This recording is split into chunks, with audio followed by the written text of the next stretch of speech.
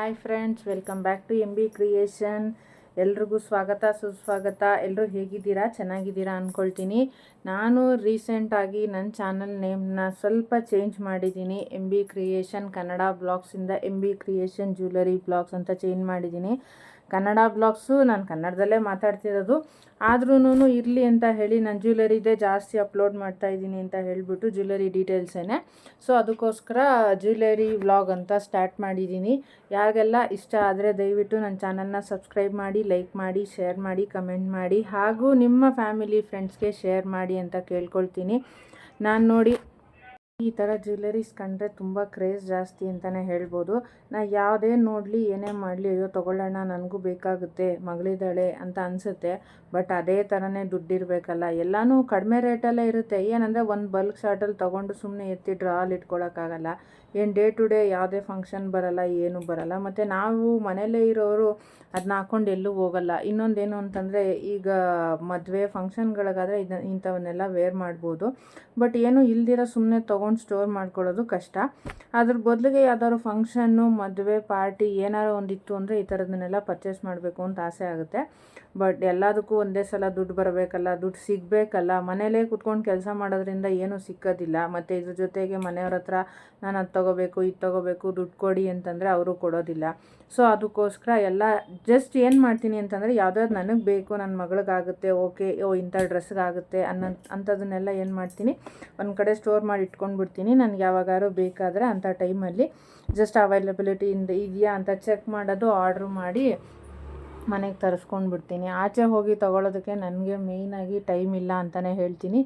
Almost all ನನ್ನ ಮನೇಲಿ ಪ್ರಾವಿಷನಿಂದ ಹಿಡಿದು ಎಲ್ಲ ಐಟಮು, ಕೆಲವೆಲ್ಲ ಬಟ್ಟೆಯಿಂದ ಹಿಡಿದು ಎಲ್ಲನೂ ನಾನು ಆನ್ಲೈನೇ ಮಾಡೋದು. ಇವಾಗ ಟ್ರೆಂಡು ಅಂತಲೂ ಹೇಳ್ಬೋದು. ನನಗೆ ಸೋಂಬೇರಿತನ. ಆಚೆ ಹೋಗಿ ಬಂದ್ರೇ ಒಂದು ಅರ್ಧ ದಿನದ ಕೆಲಸನೇ ಹಾಳಾಗೋಗುತ್ತೆ ಅಂತ ಹೇಳ್ತೀನಿ. ಮನೇಲೇ ಕೂತ್ಕೊಂಡು ಮಾಡೋದ್ರಿಂದ ಸ್ಯಾರಿ ಫಾಲು, ಕುಚ್ಚು ಮಾಡ್ತೀನಿ. ಸೊ ಅದಕ್ಕೆಲ್ಲ ನಾನು ಹಿಂದಿನ ದಿನ, ಇವಾಗ ಒಂದು ದಿನ ನನಗೆ ಆರ್ಡ್ರ್ ಬಂತು ಅಂತಂದರೆ ಅದಕ್ಕೆ ಏನೇನು ಬೇಕು ಅದನ್ನೆಲ್ಲನೂ ಎಲ್ಲ ಚೆಕ್ ಮಾಡ್ಕೊಳ್ತೀನಿ.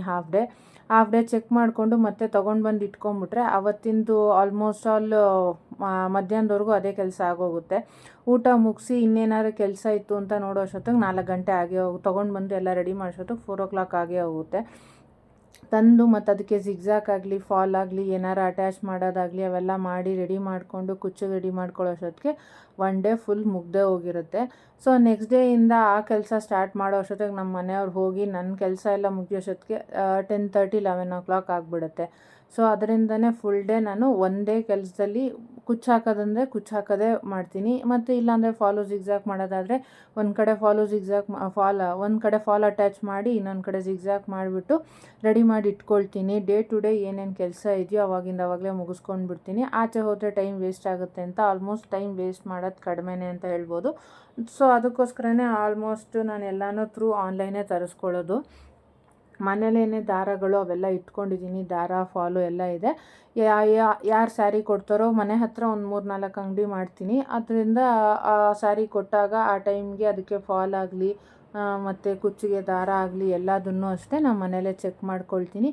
ಯಾವುದಿಲ್ವೋ ಅದನ್ನು ಬರ್ಕೊಂಡು ಹೋಗಿ ಅಂಗಡಿಗೆ ಹೋಗಿ ತೊಗೊಂಡು ಬಂದು ರೆಡಿ ಮಾಡ್ಕೊಳ್ತೀನಿ. ಒಂದು ಸಲ ಕೂತ್ಕೊಂಡ್ರೆ ಅಟ್ಲೀಸ್ಟ್ 2-3 ಕುಚ್ಚು ಹಾಕಲೇಬೇಕು. ಪದೇ ಎದ್ದೇಳ್ತಾ ಇದ್ದರೆ ಮಾಡ್ತಾ ಇರೋ ಕೆಲಸದಲ್ಲಿ ಇಂಟ್ರೆಸ್ಟ್ ಇರೋದಿಲ್ಲ. ಸೊ ಒಂದು ಸಲ ಕೂತ್ಕೊಂಡಾಗ 2-3 ಕುಚ್ಚು ಮಾಡ್ತೀನಿ ಅಂದರೆ ಒಂದು ಕುಚ್ಚು ಮಾಡೋದಕ್ಕೆ ಆಲ್ಮೋಸ್ಟ್ 2-2.5 hour ಬೇಕಾಗುತ್ತೆ. ಸೊ ಅದಕ್ಕೋಸ್ಕರ ಅದ್ರ ಜೊತೆಗೆ ಈ ಜ್ಯುವೆಲರಿನೆಲ್ಲನೂ ರೆಡಿ ಮಾಡಿಕೊಂಡು ವಿಡಿಯೋ ಮಾಡಿ, ಎಡಿಟಿಂಗ್ ಮಾಡಿ ಎಲ್ಲ ಮಾಡೋ ಅಷ್ಟೊತ್ತಿಗೆ ಸ್ವಲ್ಪ ಟೈಮ್ ಆಗುತ್ತೆ. ಸಂಜೆ ಹೊತ್ತೇನಿದ್ರೂ ಮತ್ತೆ ಎಲ್ಲ ಮಕ್ಕಳು ಬರೋದು, ಅವ್ರದ್ದು ಓದಿಸೋದು, ಅದ್ರದ್ದು ಕೆಲಸದ ಜೊತೆಗೆ ಮತ್ತೆ ಅಡುಗೆ ಮಾಡು, ಮನೆಯವ್ರು ಬರ್ತಾರೆ, ಅವ್ರಿಗೆ ಫುಡ್ಡು, ರಾತ್ರಿ ಡಿನ್ನರು ಏನು ಬೇಕು ಅದನ್ನೆಲ್ಲ ರೆಡಿ ಮಾಡೋ ಅಷ್ಟೊತ್ತಿಗೆ ದಿನಾನೇ ಕಳೆದೋಗ್ಬಿಡುತ್ತೆ. ಈ ಥರ ರುಟೀನ್ ಇರೋದ್ರಿಂದ ಆಚೆ ಹೋಗೋದು ತುಂಬ ಕಡಿಮೆ. ಸೊ ಆನ್ಲೈನ್ ಪ್ರಿಫರ್ ಮಾಡ್ತೀನಿ ಕೆಲವು ಸಲ. ಇನ್ನೇನಾದ್ರು ಸ್ಯಾಟರ್ಡೆ ಸಂಡೇ ಅಂತಂದರೆ ಆಚೆ ಎಲ್ಲರೂ ಹೋದಾಗ, ಈ ಮೆಟ್ರೋ ಅಂಥ ಕಡೆ ಎಲ್ಲರೂ ಹೋದಾಗ ಅಲ್ಲೂ ಪ್ರಾವಿಷನ್ ಆಗಲಿ, ಬಟ್ಟೆ ಆಗಲಿ, ಏನಾರು ಇವಾಗ ಆಲ್ಮೋಸ್ಟ್ ಆಲ್ ಎಲ್ಲ ರೀಲ್ಸಲ್ಲಿ ನೋಡ್ತಾರಲ್ಲ ಎಲ್ಲಿ ಕಡಿಮೆ ಸಿಗುತ್ತೆ ಏನು ಅಂತ, ಅಂಥ ಕಡೆಯಿಂದ ಹೋಗಿ ಬಟ್ಟೆ ಆಗಲಿ, ಪ್ರಾವಿಷನ್ ಆಗಲಿ ತಂದು ಇಟ್ಕೊಂಡು ಬಿಡ್ತೀನಿ. ಈ ಥರ ನನ್ನ ರುಟೀನ್ ಇದೆ. ಸೊ ಅದ್ರ ಜೊತೆಗೆ ನಾನು ಈ ಜ್ಯುವೆಲರಿನ ನನ್ನ ಬಿಸ್ನೆಸ್ ಆಗಿ ಸ್ಟಾರ್ಟ್ ಮಾಡಿದ್ದೀನಿ. ನನ್ನದು ಒಂದು ಗ್ರೂಪು ಇದೆ. ಅದ್ರ ಮುಖಾಂತರ ಈಗ ರೀಸೆಂಟಾಗಿ ಚಾನಲ್ ಹಳೇದೇ ಸ್ಟಾರ್ಟ್ ಮಾಡಿತ್ತು. ಅದರಲ್ಲಿ ಇವಾಗ ನಾನು ಪ್ರಿಫರೇಬಲ್ ಆಗಿ ಬರೀ ಜ್ಯುವೆಲರಿನೇ ಹಾಕ್ತಾಯಿದ್ದೀನಿ. ಕುಚ್ಚುಗಳನ್ನ ಹಾಕಿದೆ ಅಷ್ಟೊಂದು ವ್ಯೂಸ್ ಆಗಲಿ, ಯಾರು ನೋಡೋರಾಗಲಿ ಬರಲಿಲ್ಲ ಅಂತಲೇ ಹೇಳ್ಬೋದು.